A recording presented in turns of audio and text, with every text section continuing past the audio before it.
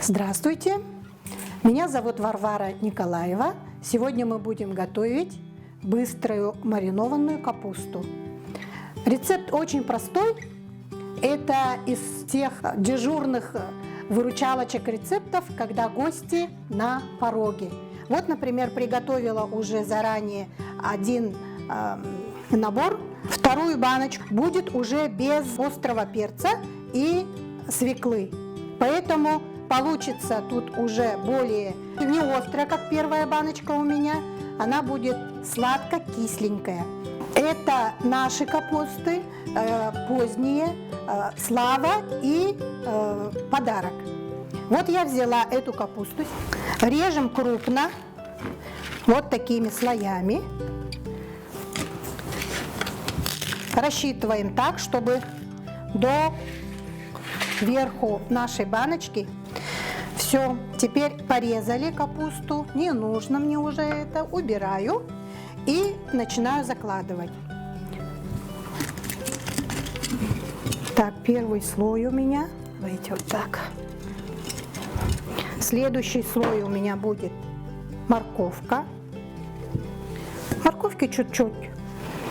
Морковка у меня уже готовая.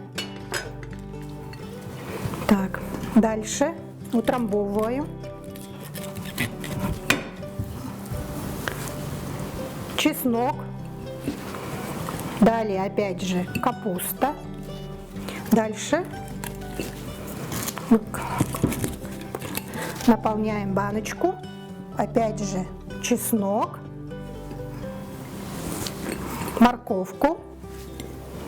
И последний слой уже опять идет капуста. Вот. Все, баночка у нас полная. В принципе, уже готова для того, чтобы залить все это маринадом.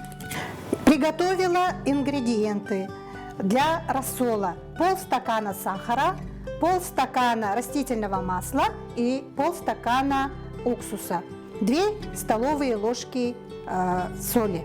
Беру соль. Вода у меня закипела, 2 литра воды.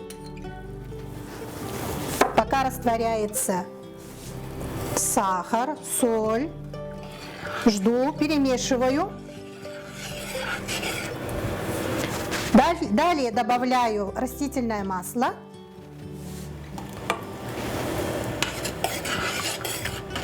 И в последнюю очередь беру уксус. Все, маринад готов. Аккуратненько, осторожно, маринад очень горячий. И завтра уже можно пробовать. Все, беру крышечку, закрываю, ложу в укромное место и жду, когда остынет. После того, как остынет, можно положить в холодильник и употреблять в течение 1,5 недели спокойно. В дополнительной стерилизации данный салат не нуждается, поэтому он очень такой легкий и в то же время очень вкусный. Хрустящая капуста, кисло-сладенькая. Вторую баночку разливаю, она отличается от первой, так как идет с острым перчиком. Семена я убрала, потому что именно семена дают сильную остроту. Достаточно вот такой маленькой. И слоями я добавила морковку и свеклу. И они по вкусу будут разные. Все, теперь закрываю.